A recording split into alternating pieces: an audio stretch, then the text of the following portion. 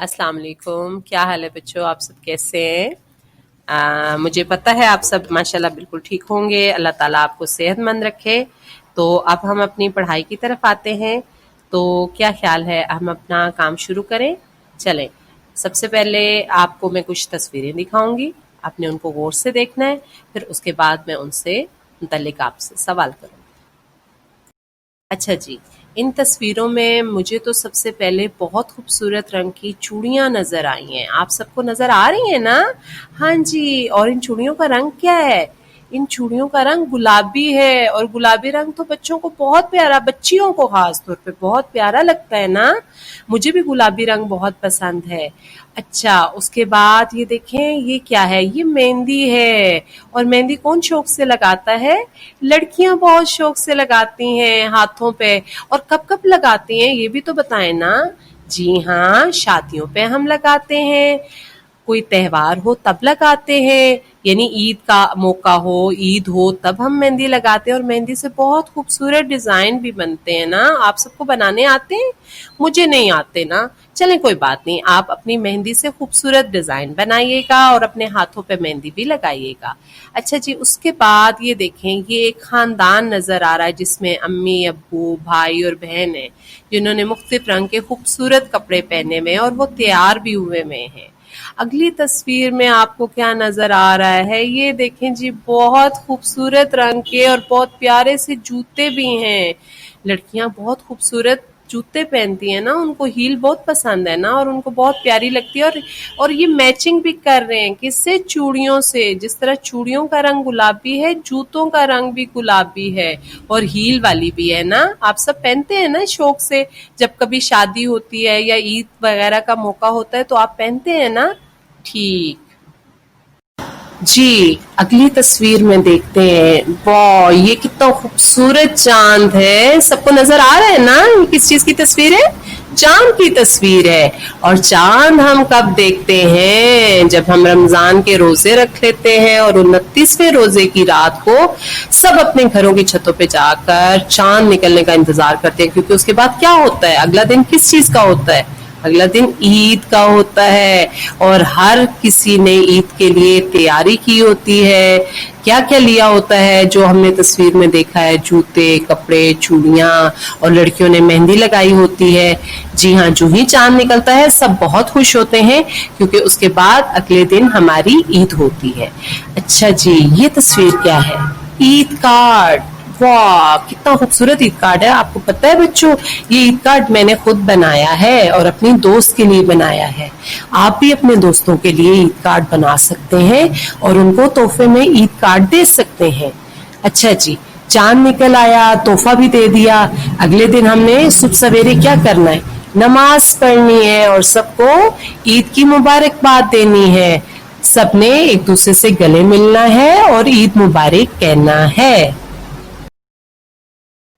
जी बच्चों, अब आपने ईद कार्ड भी दे दिया, नमाज भी पढ़ ली, ईद भी मिल लिए। अब इसके बाद क्या होता है? इसके बाद जब अब्बू ईद की नमाज पढ़कर घर वापस आते हैं तो वो बच्चों को क्या देते हैं? वो बच्चों को ईदी देते हैं। और ईदी के नोट तो बहुत खूबसूरत और नए नए होते हैं ना। सबको बहुत अच्छा लगता है ईदी के नोट को जमा करना। मुझे भी बहुत अच्छा लगता है, जब मुझे कोई ईदी देता है ना तो मैं उसको बहुत संभाल के रखती हूँ। तो बच्चों, आपको जब ईदी मिलती है ईद वाले दिन तो आप बहुत खुश होते हैं ना? खुश होते हैं ना? इसी तरह मैं भी बहुत खुश होती हूँ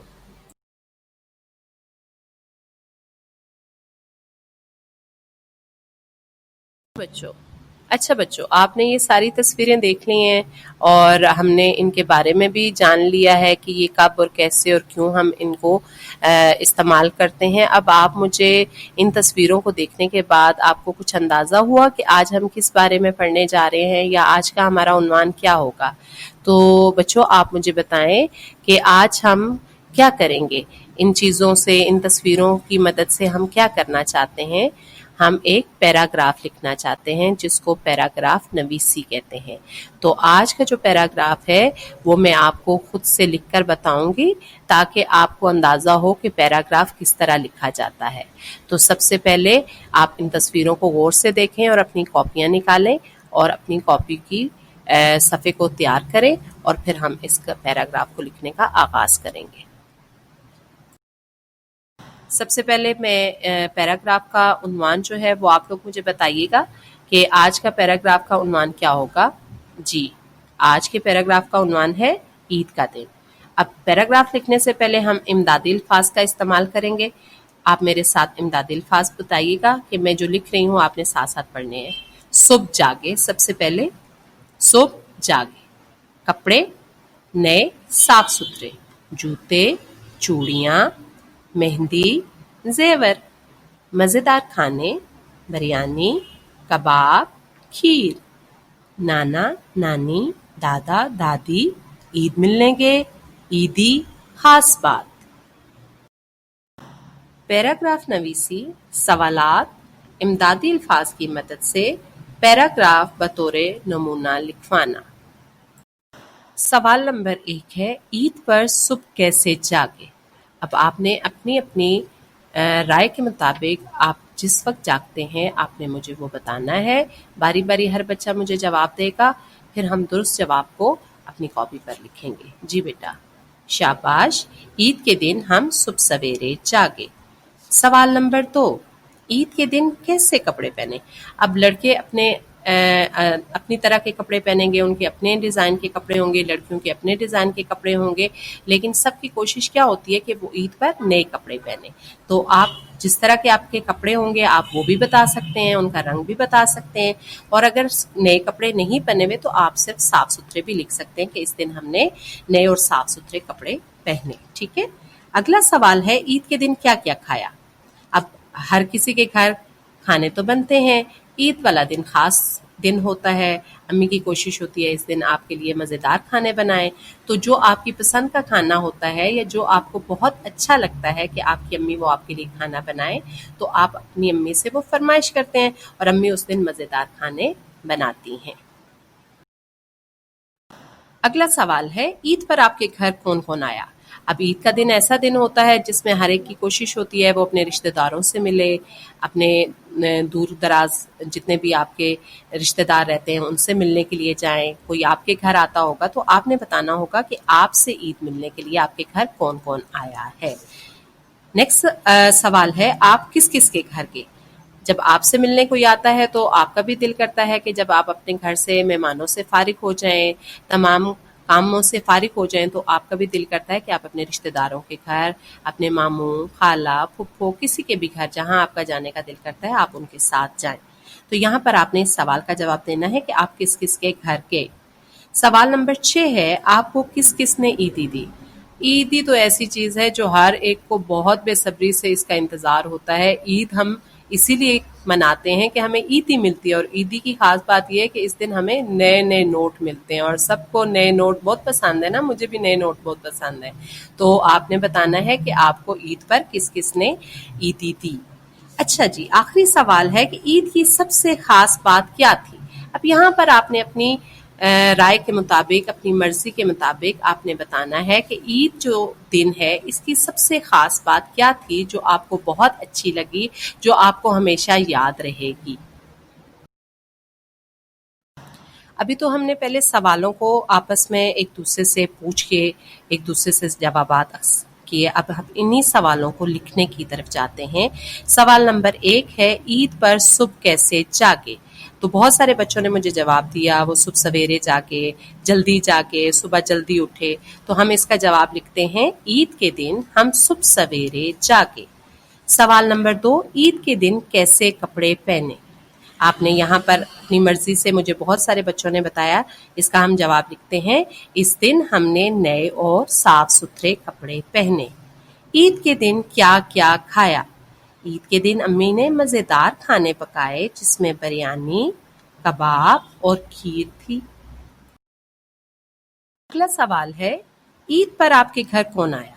عید پر ہمارے گھر نانا، نانی، دادا، दादी और चचा आए। सवाल नंबर 5 है, आप किस किस के घर गए? शाम को हम भी ईद मिलने अपने मामू और खाला के घर गए। सवाल नंबर 6, आपको किस किसने ईदी दी? ईद के दिन मुझे दादा, नाना और अब्बू ने ईदी दी। ईद की सबसे खास बात क्या थी? इस ईद की सबसे खास बात ये थी कि मैंने अपनी तमाम ईदी गरीबों में बांट दी। जी बच्चों, अब हमने इन सवालात को जवाबात की सूरत में लिखा और इन जवाबात को अब हम पैराग्राफ की सूरत में लिखेंगे। उसके लिए आप सब बच्चे अपनी कॉपियां निकालें, अपनी कॉपी को तैयार करें। सफ़े पर आपने सबसे पहले लिखना है तारीख, जमात का काम, दिन। उसके बाद पैराग्राफ नवीसी और उसके बाद आपने लिखना है उन्वान, ईद का दिन। अब बच्चों, हमने पैराग्राफ को पहले सवालात की सूरत में किया है, अब इसको हमने इनके जवाबात को एक पैराग्राफ की सूरत में लिखना है और उसके लिखने का तरीका आपको मैं ये बताऊंगी कि सबसे पहले सवाल का जवाब आपने अपनी कॉपी पर लिखना है। ईद के दिन हम सुबह सवेरे जागे, उसके बाद आप खत्मा लगाइए।